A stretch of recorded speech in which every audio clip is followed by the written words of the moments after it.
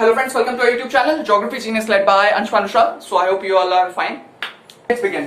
आज के टॉपिक के बारे में अगर हम बात करें तो ये बहुत ही इंपॉर्टेंट टॉपिक है क्योंकि इसमें हम बात करने वाले हैं एग्रीकल्चर की all those crop which we have not covered till yet. वो सारी क्रॉप जो अभी तक हमने नहीं कवर की है। कौन कौन सी ऐसी क्रॉप थी? Coffee, T, rubber, cotton, jute अभी तक हमने नहीं कवर की है।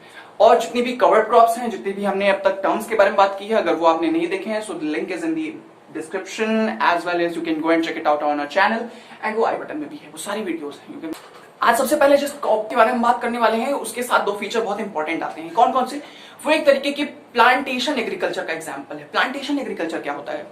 वो सारी क्रॉप जो प्लांट्स पे ग्रो करती हैं। फॉर एग्जांपल काफी सारी ऐसी क्रॉप हमने अब तक पढ़ी है जो प्लांट्स पे ग्रो करती है। कौन है ऐसा? ग्राम, चना is also grown in the plant, वो प्लांट में ग्रो करता है। बात करें तो यहाँ पे जो टी है वो भी प्लांट्स में ग्रो करती है। They are also the example of plantation agriculture। हाँ, रिक्वायरमेंट अलग अलग है दोनों। अब हम बात करते हैं एक ऐसी चीज के बारे में जो इसके साथ ही आती है। ट्रॉपिकल हो, सब ट्रॉपिकल हो, कोई मैटर नहीं करता, बिल्कुल सारे रीजन में ग्रो कर। ठीक है, ये बहुत इंपॉर्टेंट था। अब इसके बारे में बात करते हैं सॉइल की क्या रिक्वायरमेंट है। सॉइल की भी रिक्वायरमेंट के बारे में बात करते हैं। सॉइल की रिक्वायरमेंट बहुत ही अजीब सी है। इसको बहुत ही ज्यादा rich humus soil, organic matter जिसके अंदर होना चाहिए। ऐसा नहीं होना चाहिए कि उसके अंदर ऑर्गेनिक मैटर नहीं है। ऑर्गेनिक मैटर मतलब कि क्या?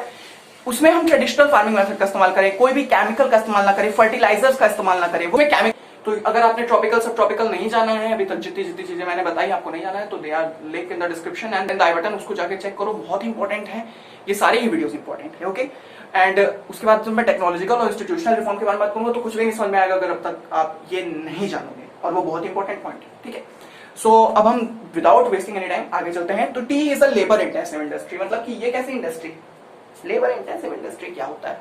देखो, जितने भी स्टेज आएंगे इसके कल्टीवेशन में, चाहे वो जितने भी नंबर ऑफ स्टेज हो, चाहे वो इरिगेशन हो, फर्टिलिटी हो, हार्वेस्टिंग हो, चाहे जितने भी स्टेजेस हैं, वहां पे लेबर की बहुत जरूरत है। यहाँ पे हर काम मशीन से नहीं हो सकता, यहाँ पे लेबर की जरूरत है, इंसान की जरूरत है, जिस और ज्यादा लेबर्स की जरूरत है। ऑफ कोर्स काफी सारे लेबर चाहिए। And also remember that they should be skilled labours. Skilled अगर मैं कोई मेरे पास पर्टिकुलर लैंड है, 10 हेक्टेयर्स का है, 20 हेक्टेयर्स का है, जितना भी लैंड है उसमें अगर मैं 100 लेबर्स को रखूं, ठीक है, तो वो 100 लेबर्स का जितना भी कॉस्ट आएगा मुझे, ठीक है, लेकिन उन्हें पे करने से पहले जरा ये सोचो, I will not work on to increase their cost. मैं उनका कॉस्ट नहीं increase, I have to increase the number of labours, not increase the number of wages. Wages नहीं इंक्रीज करने हैं, हमें इंक्रीज करना है नन अदर देन कॉस्ट। कुछ और भी चीजों के बारे में, कहां ये ग्रो करता है, अभी मैंने बताया लिविंग वेस्ट डायरेक्शन, इस डायरेक्शन को छोड़ के जितने भी डायरेक्शन है सब डायरेक्शन में ग्रो करता है। वो चाहे ईस्ट हो, चाहे नॉर्थ हो, चाहे साउथ हो, हर डायरेक्शन में ग्रो करता है। लिविंग वेस्ट डायरेक्शन, गुजरात वाले डायरेक्शन को छोड़कर, ठीक है, मतलब कि इसको वेस्ट डायरेक्शन कहते हैं। ओके, अब हम बात कर लेते हैं कौन कौन सी स्टेट। इसके लिए मैंने कोई ट्रिक नहीं बनाई है, आप इसको ऐसे करके भी याद कर सकते हैं। एंड ऑल देयर डायरेक्शन, सारे डायरेक्शन में तो आप इसको नंबर में याद कर सकते हैं। Remember one more thing that in north there are 2 states, in south there are 3 states and in the east there are 4 states. So 2 3 4, remember, north south east, ठीक है। सो इस तरीके से याद कर सकते हो। Himachal Pradesh, Uttarakhand, Assam, Meghalaya, West Bengal, Tripura, Tamil Nadu, Andhra Pradesh, Kerala. So these are the state which used to grow this crop. And इस क्रॉप की इतनी हाई रिक्वायरमेंट है कि इतनी स्टेट नहीं ग्रो करेंगे। तो इसकी रिक्वायरमेंट कंप्लीट करने के लिए ज्यादा से ज्यादा लेबर की जरूरत है। ज्यादा से ज्यादा क्या क्या, हम वापस रिकैप कर लेते हैं। ज्यादा से ज्यादा स्टेट ग्रो करें, इसमें लेबर इंटेंसिव इंडस्ट्री है, मतलब कि ज्यादा लेबर चाहिए। ऑफ कोर्स इन्हें वेल ड्रेन्ड फर्टाइल सॉइल चाहिए, rich in humus, organic matter होने चाहिए, उसमें सॉइल अच्छी होनी चाहिए। फर्दर अगर हम बात करें कि टेम्परेचर का कोई रिक्वायरमेंट नहीं, वो कोई अच्छा से बताया नहीं गया कि सेंटीमीटर इतना इतना इतना इतना कुछ बताया नहीं गया। तो फ्रॉस्ट फ्री क्लाइमेट चाहिए, फ्रीक्वेंट शावर्स चाहिए थ्रू आउट। मैच्योर होते वक्त फ्रीक्वेंट शावर्स की जरूरत है, इसके बिना नहीं हो सकता काम। अगर हम बात करें तो ये ट्रॉपिकल सब ट्रॉपिकल दोनों ही रीजन में ग्रो करता है। ब्रिटिश लोगों ने, ब्रिटेन वाले लोगों ने, मतलब कि कॉलोनाइजेशन पीरियड के वक्त इंडिया में इंट्रोड्यूस हुआ था। Also remember one thing more, that they are the beverage crop. They are the beverage crop. They are plantation agriculture। काफी सारी चीजों के बारे में बात की। अब हम बात कर देते हैं कि ये इंडिया कितने नंबर की पोजीशन पे था कब, जब इसने ग्रो किया। ठीक है, 2015 में India was the second leading producer of T. Second leading producer था इंडिया 2015 में। अगर हम बात करें इसके अलावा पहले नंबर पे कौन था? China was the leading producer of T. ठीक है, सो ये हो गया टी। टी के इसमें टी के और कुछ नहीं है। Now let's talk about coffee. Coffee भी एक बेवरेज क्रॉप है, कोई उसमें डिफरेंस नहीं है। बेवरेज क्रॉप वो क्रॉप्स होती हैं। फर्स्ट ऑफ ऑल बेवरेज क्या होता है? बेवरेज वो होती है जो all the drinks except water, चाहे वो जूस हो, कोल्ड ड्रिंक हो, कॉफी हो, टी हो, ठीक है, ऑलराइट। एंड बेवरेज क्रॉप वो क्रॉप होती हैं जो इन्हें प्रोड्यूस करें, ठीक। ये तो बहुत क्लियर है। अब हम बात करते हैं इस वाले जो ये क्रॉप है, इसमें कोई भी वो नहीं दिया गया है, जैसे कि टेम्परेचर क्या है, सॉइल रिक्वायरमेंट, ये सब नहीं दिया गया है। बस डिमांड बताई गई है और ये कहाँ कहाँ ग्रो करता है ये बताया गया है, और कितना इसका मतलब ये कहाँ से लाई गई है वैरायटी। ये भी एक्चुअली इंडिया में नहीं ग्रो करता है, ये इसे भी कहीं से लाया गया है फिर यहाँ पे ग्रो किया गया है। ठीक है, सो let's begin with it. Now the Indian coffee is very good, is having a very good quality. Of course इसकी क्वालिटी बहुत अच्छी है एंड इसकी क्वालिटी के कारण ये पूरे विश्व में काफी ज्यादा इसकी डिमांड है and it is in the great demand. ठीक है, इसकी क्वालिटी अच्छी है इसलिए। एंड फर्दर अगर हम बात करें तो ये लाई कहाँ से गई है, अभी मैंने बताया कि कहीं से लाई गई है। ये कहाँ से लाई गई है? ये लाई गई है यमन। एंड अगर हम बात करें साउथ में तो उसमें भी ओशियन है। उसका कैपिटल क्या है? उसका कैपिटल है, अरे मैं ऐसे ही बता रहा हूँ, SANA। ठीक है, एंड इसको अगर प्रोनाउंस करें सने नाम है टाइप का, तो आप इसको चेक कर सकते हो। ये इसका कैपिटल है, मैंने जो बताया एकदम एग्जैक्टली यही है। एंड मैंने बताया जैसा कि ईस्ट डायरेक्शन में और साउथ डायरेक्शन में वाटर है, इस साइड में ओमान है और उसके ऊपर सऊदी अरेबिया है, बगल में वेस्ट में ओमान है। ठीक है, सो ये सब कहाँ पे ये फर्स्ट टाइम ग्रो की गई थी इंडिया में। इंडिया में जब ये लाया गया था तो इससे ग्रो किया गया था पहले बाबा बुडन हिल्स में। देखो ये कहीं और नहीं है, कर्नाटका में ही है, इसलिए मैंने इसको बेसिकली लोकेट नहीं किया गया। लेकिन एग्जाम में अगर पूछा जाए कि ये फर्स्ट टाइम कहाँ पे ग्रो की गई थी या इसका ये इंट्रोड्यूस कहाँ पे हुई थी सबसे पहले, तो बाबा बुडन हिल्स आप लिखोगे, ऐसा नहीं लिख सकते कर्नाटका। ठीक है, तो नंबर कट जाएगा। लेकिन अब बात करते हैं कि कौन सी स्टेट अभी प्रेजेंट इसको ग्रो करे, प्रेजेंटली इसको कौन ग्रो कर रहा है। तो केवल 3 स्टेट है, तमिलनाडु, केरला, कर्नाटका, बस केवल 3 स्टेट। कर्नाटका, तमिलनाडु, केरला, बस केवल 3 स्टेट है जो कि साउथ में है। ठीक है, so these are the state which used to grow coffee. तो यही था, बस और कुछ नहीं है। मुझे ये बताया था कि ये बहुत जल्दी कंप्लीट हो जाएगा। ये गुड क्वालिटी जो करेंटली ग्रो करता है वो है कर्नाटका, केरला, तमिलनाडु। ठीक है, सो इसी के साथ कॉफी भी फिनिश होता है। अब हम आते हैं रबर पे, बहुत इंपॉर्टेंट है। Thank you.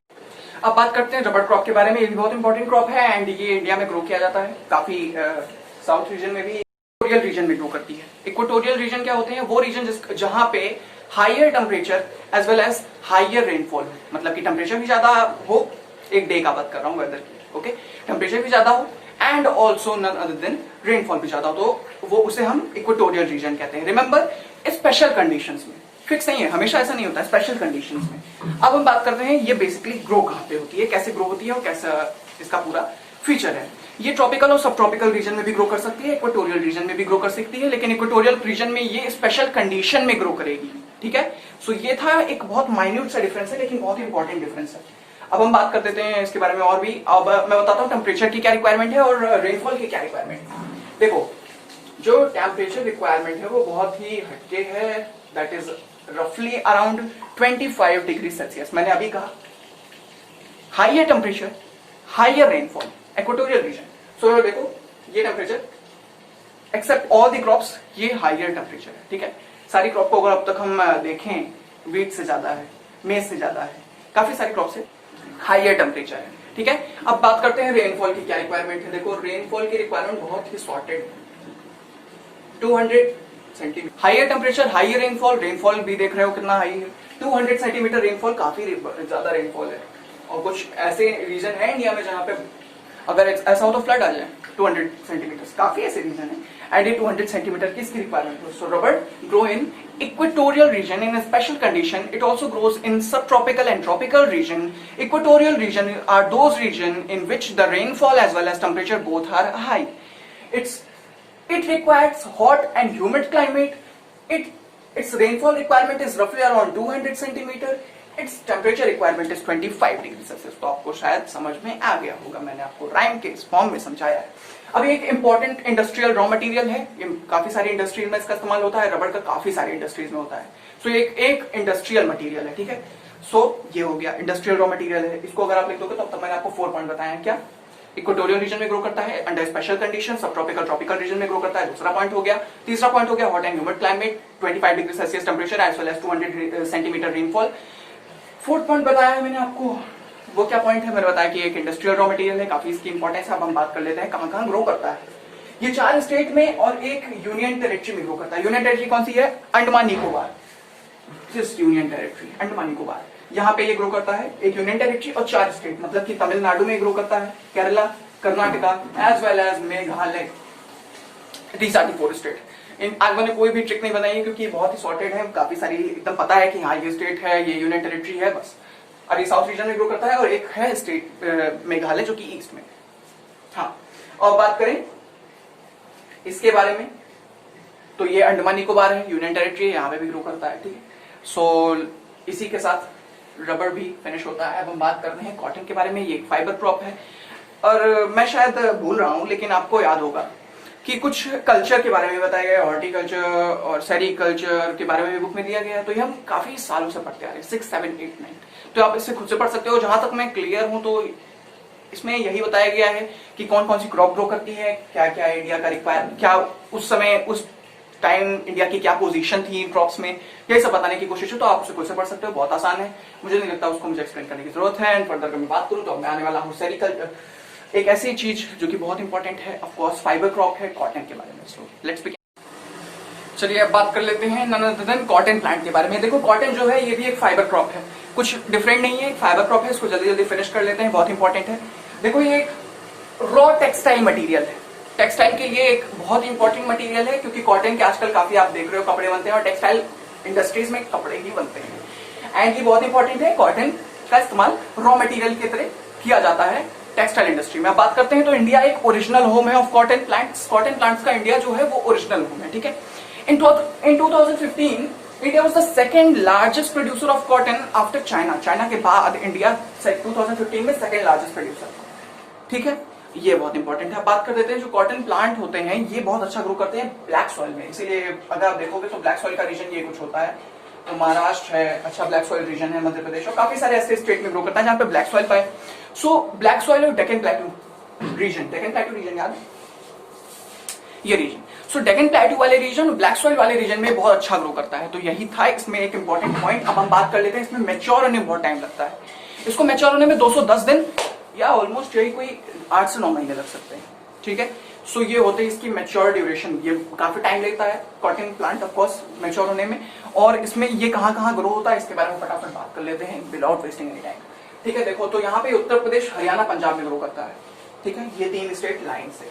अब हम बात करें यहाँ पे मध्य प्रदेश ग्रो करता है। मध्य प्रदेश में, गुजरात में, महाराष्ट्र में, कर्नाटका में, तेलंगाना में, आंध्र प्रदेश और Tamil Nadu. All the state here except here once again Kerala and Goa, ठीक है। तो कॉटन ऐसे ऐसे रीजन में ग्रो करता है। ये बहुत इंपॉर्टेंट था, ये सब मैंने आपको बताया। इसको मैच्योर होने में काफी टाइम लगता है। सॉइल की रिक्वायरमेंट बता दी, कोई टेम्परेचर की स्पेसिफिक रिक्वायरमेंट शायद दी नहीं गई है बुक में। एंड अगर मैं बात करूं तो ये Deccan plateau black soil region में बहुत अच्छा ग्रो करता है। और बात करूं तो टेक्सटाइल इंडस्ट्री के लिए रॉ मटेरियल बहुत इंपॉर्टेंट है। ये इंडिया जो है वो ओरिजिनल होम है of cotton plants. Also remember that India was the largest producer in 2015 on the second position after China. Now this is one of the most important thing I feel like is there in this cotton. Important है वो है ये kharif season में grow करता है। अभी तक हमने बात की थी जो क्रॉपिंग पैटर्न में, उसमें हमने कौन कौन से क्रॉप के बारे में, खारिफ, ज़ैद, राबी, ऑलराइट। सो उसमें हम ये नहीं बताए, ऑफ कोर्स ये खारिफ सीजन में ग्रो करता है, ठीक है। ये मैच्योर होने में से काफी टाइम लगता है, 6 मंथ लगता है, 7-8 मंथ नहीं लगता है। एंड ऑलवेज रिमेंबर 6 मंथ, बहुत कंफ्यूजन है लोगों को, 6 मंथ ग्रो लगता है इसे ग्रो करने में। अराउंड 210 डेज, काफी डेज लग जाते हैं इसे ग्रो करने में। एंड अगर हम बात करें तो हाई टेम्परेचर की रिक्वायरमेंट है, हाई टेम्परेचर होनी चाहिए, ऑलमोस्ट हाई, लाइट रेनफॉल, ज्यादा रेनफॉल नहीं, लेकिन हाई टेम्परेचर हाई होना चाहिए। एंड ये बहुत इंपॉर्टेंट था, कहाँ कहाँ ग्रो करता है मैंने आपको फटाफट बता दिया, फिर से बता देता हूँ। गुजरात, महाराष्ट्र, तेलंगाना, कर्नाटका, आंध्र प्रदेश, तमिलनाडु, उत्तर प्रदेश, हरियाणा, मध्य प्रदेश, पंजाब, ठीक है। सो ये सारी स्टेट हैं जो इन्हें ग्रो करती हैं। 10 स्टेट है ऑलमोस्ट। एंड कॉटन की काफी रिक्वायरमेंट है क्योंकि टेक्सटाइल इंडस्ट्री के लिए रॉ मटेरियल है। सो इससे ज्यादा स्टेट नहीं ग्रो करेंगी तो कैसे कंप्लीट हो गई इसकी रिक्वायरमेंट। एंड ये सब था, लाइट रेनफॉल, हाई टेम्परेचर, ठीक है। तो ये सब मैंने आपको एक्सप्लेन कर दिया। अब हम बात करते हैं फर्दर एक लास्ट क्रॉप, इसके बाद सारी क्रॉप ही खत्म हो जाएंगी बुक्स में। एंड बात करें तो उसके बाद हम फिर स्टार्ट कर जाएंगे सस्टेनेबल डेवलपमेंट के लिए। लेकिन उसे देखो, एग्रीकल्चर डेवलपमेंट और जितना इंस्टीट्यूशनल टेक्निकल रिफॉर्म है और ये सब मैं बाद में बात करूंगा। उससे पहले एक वीडियो जो आने वाला है यूट्यूब चैनल पे वो थोड़ा डिफरेंट होगा, वो मैं उसमें क्लाउड्स के बारे में बात करने वाला हूँ। क्लाउड्स जो है बहुत इंपॉर्टेंट है। एंड ये बहुत सारी एग्जामिनेशन में पूछा जाएगा। मुझसे बहुत लोगों ने कहा भी है कि क्लाउड्स पे थोड़ी सी अगर बना ले तो अच्छा होगा। क्लाउड्स से बहुत ही इंटरेस्टिंग टॉपिक मुझे लगा, तो मैं सोच रहा हूँ पहले क्लाउड्स पे बना लेते हैं, फिर बात करते हैं आगे, ठीक। अब बात कर लेते हैं जूट क्रॉप के बारे में। देखो जूट क्रॉप जो है इसे हम गोल्डन, अगर मैं देखूं तो इसकी जो बुक में लिखा हुआ है उसमें उसके अकॉर्डिंग ये कहने की इसकी मार्केट धीरे धीरे लूज हो रही है। कैसे? क्योंकि जो सिंथेटिक सामानों का हम इस्तेमाल कर रहे हैं, ऑफकोर्स प्लास्टिक्स होते हैं, काफी सारे बैग्स की इस्तेमाल करते हैं, तो इनका बेसिकली हम जो इस्तेमाल करते हैं वो बैग्स बनाने में होता है। सो इनकी मार्केट धीरे धीरे खत्म होती जा रही है। लेकिन गवर्नमेंट लोगों को जागरूक कर रही है कि इसको इस्तेमाल किया जाए। सो विदाउट वेस्टिंग टाइम इसके बारे में जान लेते हैं। फर्स्ट ऑफ ऑल देखो, ये ऐसे रीजन में ग्रो करता है जहां पे फ्लड आने की आशंका। कौन कौन से रीजन है? वेस्ट बंगाल में आती है, बिहार में आता है, उड़ीसा में आता है एंड ऑल दीज थिंग्स। तो यहाँ पे फ्लड्स आती रहती है। क्यों फ्लड्स चाहिए? ताकि सॉइल की रिप्लेसमेंट होती रहे और ऐसे टाइप के क्रॉप्स उसी में ग्रो करती है, ठीक है। और सॉइल की रिप्लेसमेंट इसी कारण होती है क्योंकि फ्लड्स आती है, ठीक है। बेसिकली यही एक रीजन नहीं हो सकता, काफी सारे रीजन हो सकते हैं, लेकिन इसके पीछे, इस क्रॉप के पीछे तो यही रीजन है, इसे गोल्डन फाइबर कहते हैं, ठीक है। अब देखो इसको काफी बनाने में, इसको काफी सारी चीजों बनाने में हम इस्तेमाल करते हैं। फॉर एग्जांपल अगर हम बात करें तो गनी बैग्स का इस्तेमाल करते हैं। गनी बैग्स कहाँ पे आप देखे हो? वेजिटेबल शॉप्स पे जाओ तो जो जिस बैग में वो पोटैटोज रखते हैं वो बेसिकली अगर आप देखोगे तो गनी बैग होता है, गनी बैग होता है। जूट रिक्वायर ऑफ कोर्स, मैंने आपको बताया, flood plain, well drain soil, जहां पे सॉइल की replacement through out the year होती ही रहे। ये एक इंपॉर्टेंट पॉइंट है, इसे आप याद रखना, बहुत इंपॉर्टेंट है। इसे हाई टेम्परेचर, देखो हाई रेनफॉल की रिक्वायरमेंट है ड्यूरिंग द टाइम, तभी तो फ्लड आएगा, बेसिक बात है। Of course, देखो high temperature as well is required during the time of growth. High temperature required during the time of growth. Also remember. And rainfall of course high requirement है। इस सब reason में rainfall भी होती है, flood भी आते हैं। तो ये कहाँ ग्रो करता है? बिहार, उड़ीसा, मेघालय, असम एंड वेस्ट बंगाल, ये 5 स्टेट हैं केवल इसी रीजन में ग्रो करता है। इस रीजन को हम ईस्ट रीजन कहते हैं। इस रीजन में ग्रो करता है एंड इसी में ग्रो करता है, ठीक है। सो इसी के साथ ये खत्म होता है टॉपिक। मैं बताता हूँ, इसको काफी सारी चीजों में इस्तेमाल भी किया जाता है। मैंने एक चीज देखा है कि काफी सारी चीजों में इस्तेमाल हो रहा है, बुक में लिखा हुआ है, तो आज आप खुद से पढ़ सकते हो, लेकिन मैं बता देता हूँ थोड़ा उसमें जो इंपॉर्टेंट है। Ghani bags, mats, ropes, yarn, ये सब में इस्तेमाल होता है, ठीक है। सो इसी के साथ हमारी सारी क्रॉप्स खत्म होती हैं बुक की। अब हम बात करेंगे किसके ऊपर? Institutional and technological reform as well as the globalisation, the impact of globalisation on Indian agriculture, ठीक है। तो इस सब के बारे में बात करेंगे। Why the farmers are committing suicide, board base के बहुत क्वेश्चन पूछ जाते हैं, मुझे तो ऐसा लगता है, एंड ऑफ कोर्स है ऐसा भी। सो ये सब बहुत इंपॉर्टेंट टॉपिक है, ऐसे हम कवर करने वाले हैं बहुत जल्दी। लेकिन आज इसी के साथ हम टॉपिक्स को फिनिश करते हैं, एंड वो थोड़ा लेट में आएगा, उससे पहले आने वाला है क्लाउड्स। क्लाउड्स बहुत इंपॉर्टेंट है, मुझे ऐसा लगा, तो मैं उसी के ऊपर बनाऊंगा, फिर बाद में हम देखते हैं। और जल्दी जल्दी इसको कंप्लीट करके, कम से कम मैं एक बार जब कोई वीडियो अपलोड हो जाती है उसके बाद आफ्टर 2 वीक्स मैं फिर एक अपलोड करता हूँ, फिर उसके 2 वीक्स के बाद मैं बनाता हूँ and then I upload it. So उसमें काफी टाइम लग सकता है, 1 मंथ भी लग सकता है। सो वेट मत, सो let's begin. And also remember, कुछ चीजें मैं और भी बताना चाहूंगा कि अगर 8th के स्टूडेंट, 6 से 8, मैंने लास्ट वीडियो में भी ऐसी बात कही है, शायद नहीं कही है, ठीक है। सर 6 से लेकर 8 तक अगर लोग देख रहे हैं तो उसे आप स्पेसिफिक टॉपिक बताइए, तो मैं ट्राई करूंगा एक्सप्लेन करने की। अगर बात करूं 9th के स्टूडेंट देख रहे हैं तो 9th की सीरीज चल रही है ऑन हिंदी ट्यूटोरियल, लेकिन अब मैं शायद उसे अपने ही इसी चैनल पे इंट्रोड्यूस करूं। जितने भी आएंगे वो हिंदी में ही होंगे बेसिकली, एंड मैं ट्राई करूंगा कि वो हिंदी में ही हो।